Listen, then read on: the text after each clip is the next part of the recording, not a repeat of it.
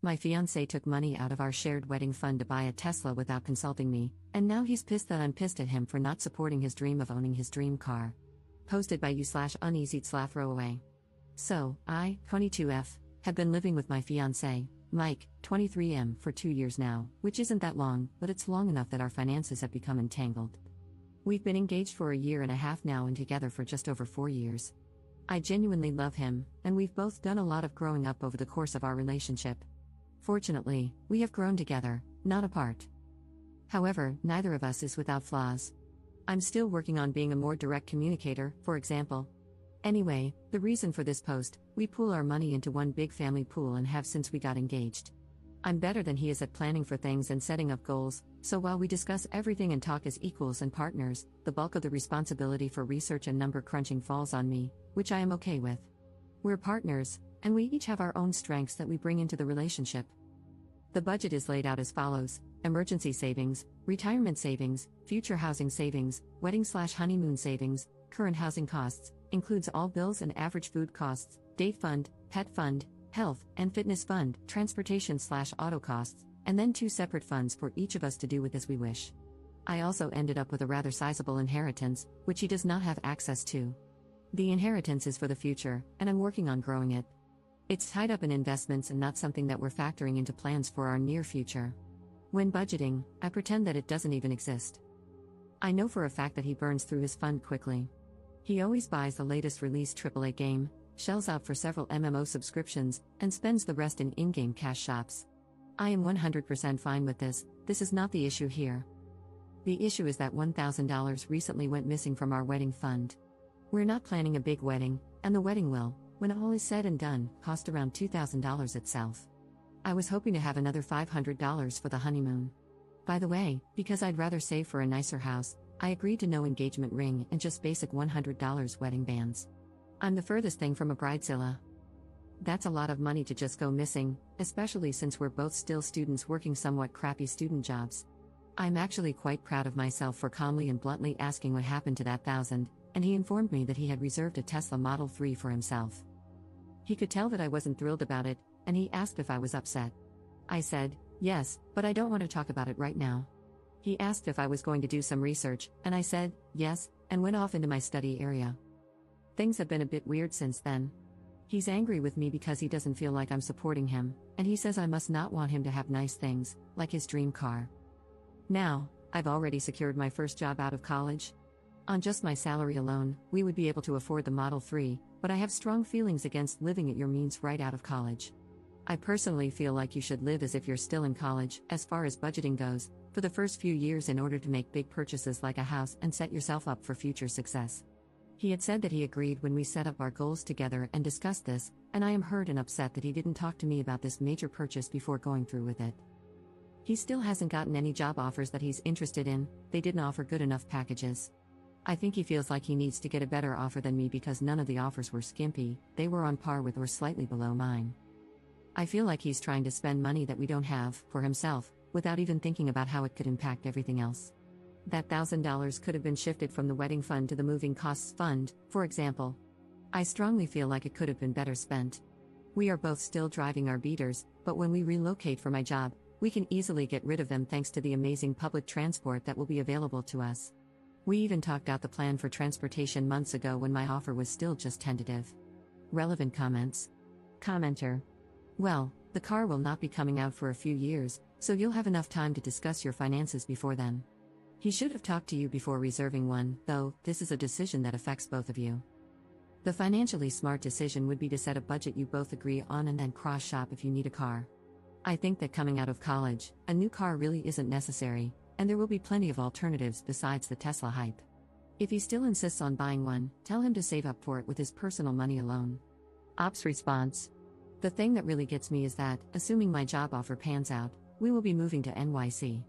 I'm not sure where he thinks a Tesla is going to fit into that plan, the plan that he was very much on board with. This just feels like it's coming out of nowhere. Commenter. Then this guy is just a moron. Is this really what you want to deal with for the rest of your life? Ops response. He's never done anything like this before, which is what makes it so hurtful to me. We generally talk to each other about purchases over $500, even if they come from our individual allowances. It's what we've always done. This is just so out of the blue. I'm now wondering if this is just a warm-up for more things like this. I don't know. Commenter 2. First, I believe you can get the deposit back. Model 3 deposits are refundable until the car goes into production. Maybe he thought it was reasonable to put it down just to hold a place in line, then reevaluate later and get a refund if it didn't work out. But this doesn't justify how he went about it, taking the money out of a together fund rather than his fund. He may be resentful that you want a wedding at all and feel like he's sacrificing his dream car for it. Or he might feel that he doesn't have enough control over the finances. But again, you need to talk about it to resolve this, calmly. You sound quite upset about this too, so please try to calm down and listen to his side, even if it does end up being as dumb as wanting a dream car right out of school. Op's response. I wanted to elope, but he wanted a wedding. So I said okay and planned a very frugal but still beautiful wedding for us, one that he didn't want to help with because he hates planning events. I'm upset because the person I thought was on the same page with me wasn't, and I do feel a bit betrayed, but I have listened to him. I sat there quietly the morning after when he laid out how much getting a Tesla, like all of his friends have, means to him. I still don't think it's a good enough reason to take our shared money without talking to me first, especially for a car that he will never let me use. His words, spoken while I was listening to him. Neither of us is more in control of the finances than the other, although I do more of the number crunching. When we pay bills, set goals, make purchases, etc., we talk everything through together. Commenter 3. So, he committed to a $35,000 purchase without consulting you, has no job lined up, so you might end up paying the entire $35,000, and you can't even drive it, even if you pay for it. Is this all correct? Don't walk, run. You don't deserve to be involved, for a lifetime, with a guy who doesn't seek your advice for major purchases, goes behind your back, and breaks your trust. As they say, the best predictor of future behavior is past behavior.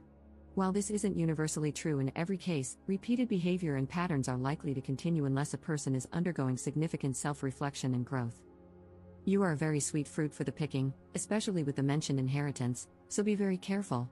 Do not ignore the red flags, your reservations, and your concerns about his behavior. Update 1 day later. I don't know how many of you wanted an update, but I'm giving one because I feel like I owe it to this community.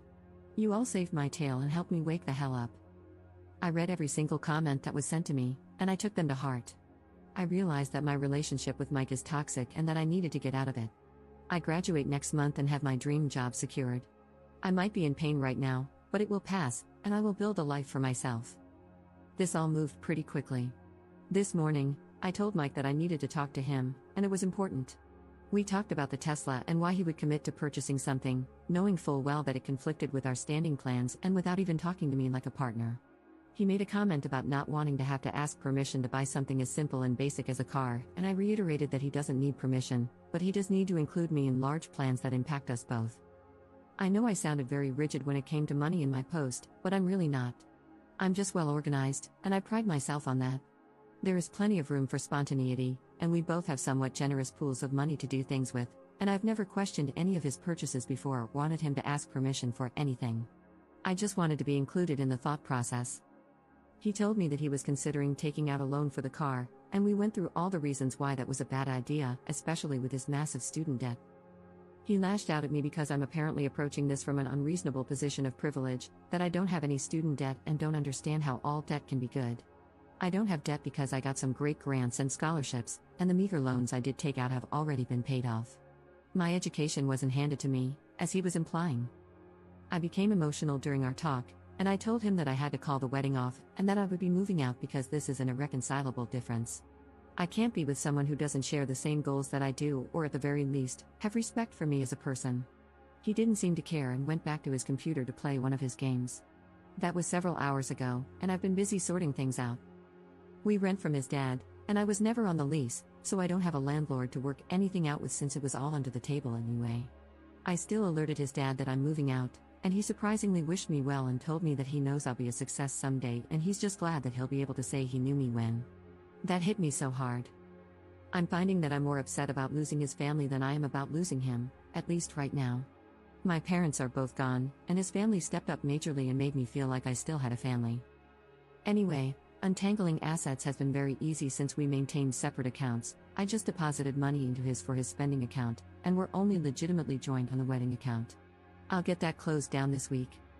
I'm writing off the $1,000 as a loss and will let him deal with the Tesla mess on his own. Who knows, maybe he will sort everything out, but I didn't want to go along for that ride. I'm writing this from my best friend's place. She's insisting that I stay here with her until I have to leave, and I am so thankful for that. I had never told her everything that was going on with us, and she was horrified that he'd done any of what he did, really. She offered to round up her brothers and cousins and go give him a talking to, which made me laugh. She's sweet, and she's helping me cope with my feelings about everything that happened.